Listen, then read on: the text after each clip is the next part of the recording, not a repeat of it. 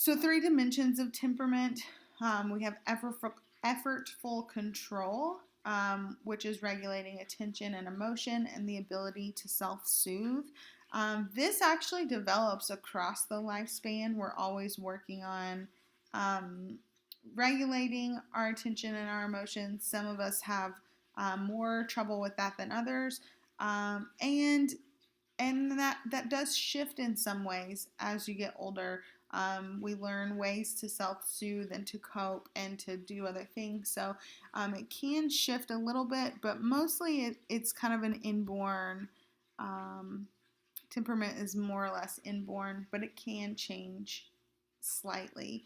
Um, Negative mood, fearful, angry, or unhappy. So you can either be fearful or not fearful, angry or pretty laid back, sort of situation. And exuberant is going to be exuberant um, is different than being like an extrovert. If you think of, I sometimes people will think of shy and like introverts, but those are two separate things, and we'll talk more about introversion and extroversion when we get to probably adolescence or adulthood. We'll talk about those things in more detail.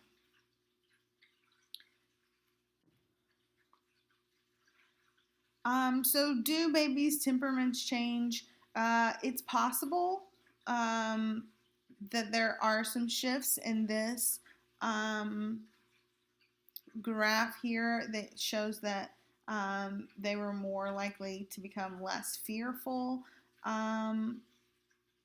later. So you can kind of overcome that innate fearfulness. You can also, like I said, as we develop and grow and our brain matures, we are typically able to develop more effortful control and control some of our reactions a little better. So the development of bonds. So synchrony is basically exactly what it sounds like. It's that synchronicity between a caregiver and a baby. So are they responding to each other? If the baby laughs, is the caregiver laughing back with them and engaging them in conversation? Are they basically meeting each other's social needs? Are the um, what does that look like? And obviously, that's going to develop um, better over time, particularly when the baby starts responding and laughing at around that 4 month mark. So they have done some experiments to figure out if synchrony is healthy for development or not.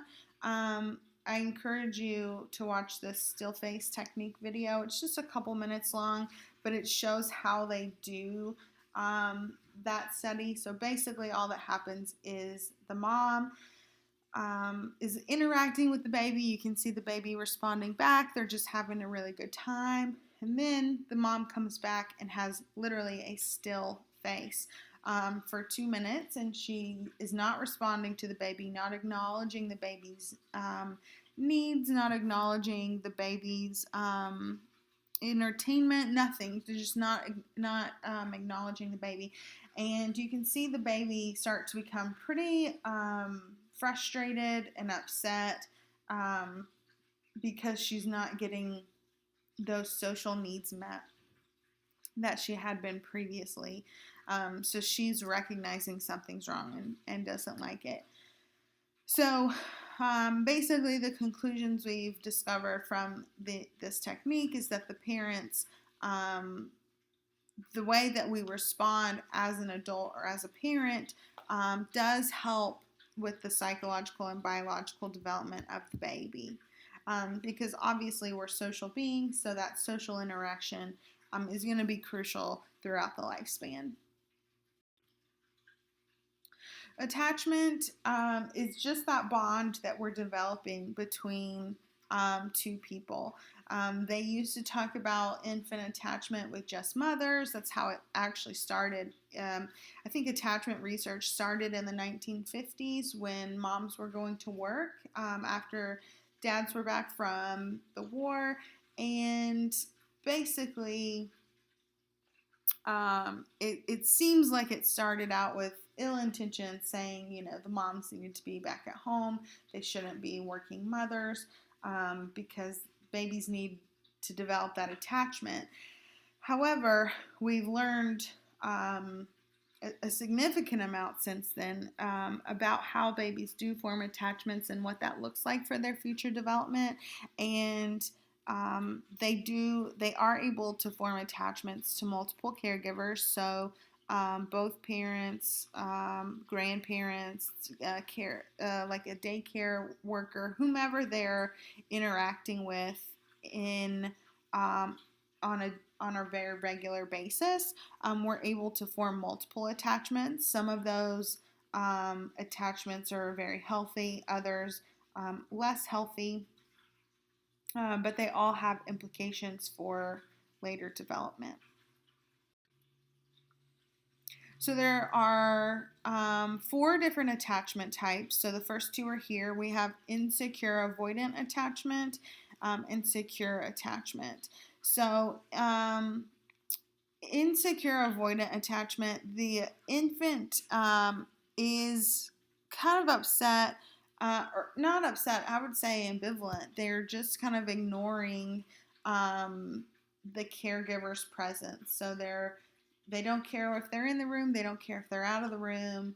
And that likely comes down to how they're interacting outside of the lab. So they've discovered these attachment types through research studies in a lab where they have the mother or the caregiver come in, plays with the baby for a while, leaves the room.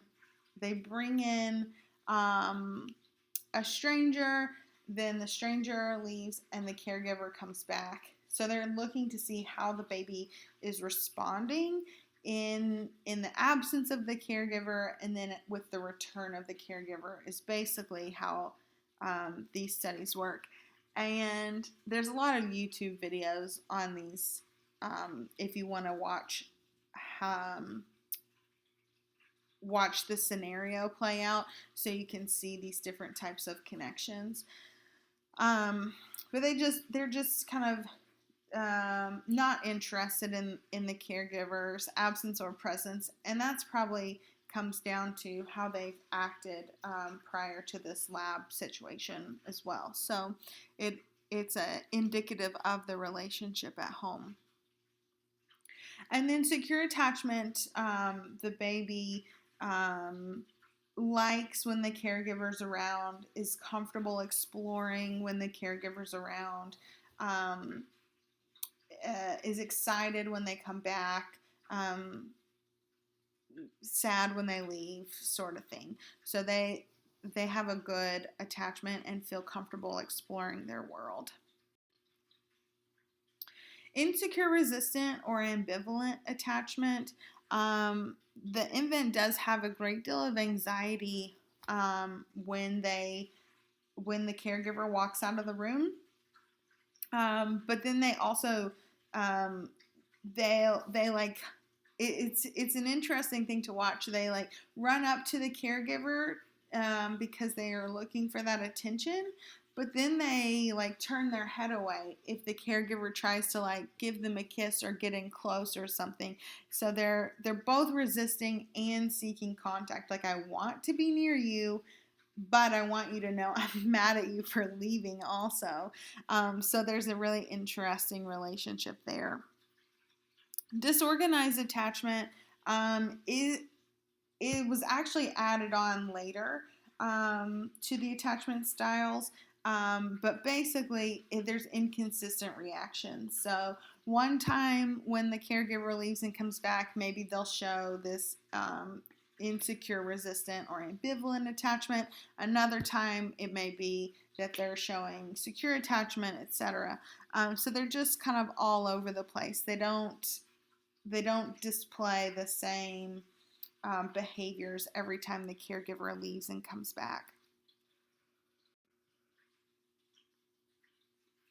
So I do have a video here of that lab procedure for how they measure attachment. So you can click on that link. It'll take you to a YouTube video, or I think there's probably several others that you can find on YouTube as well. And then you can just look over these key observed behaviors when you're watching the video.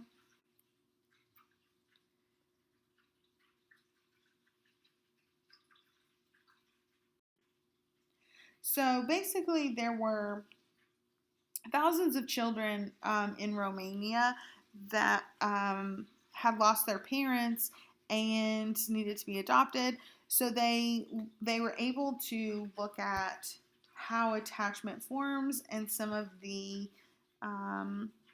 different long-term outcomes of kids based on whether or not they were able to form an attachment with a caregiver in those first 24 months.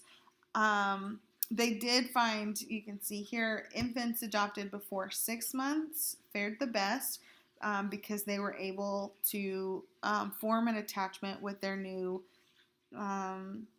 caregivers.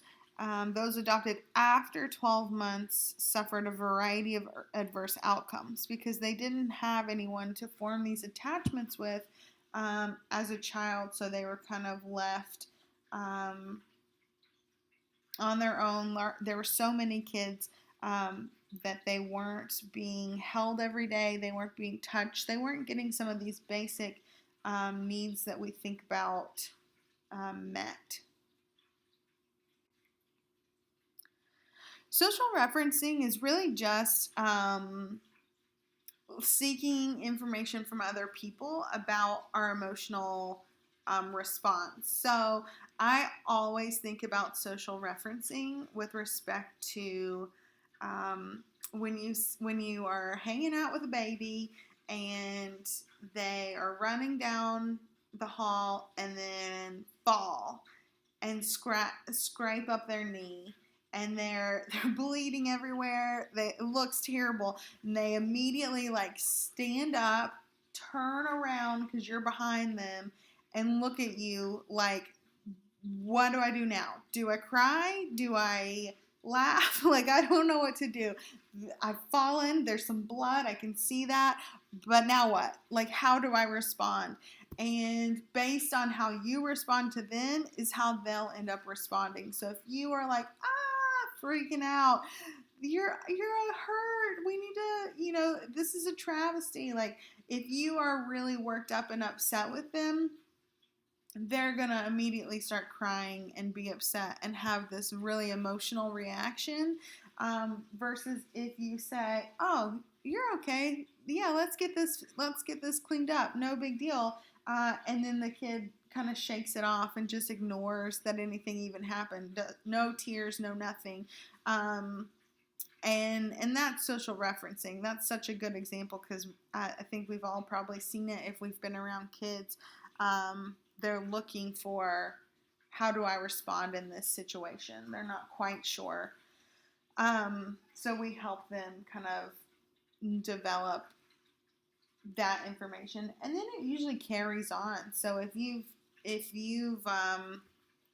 they've gotten the message that they should cry and get emotional about these things, they'll do it again and again, and vice versa.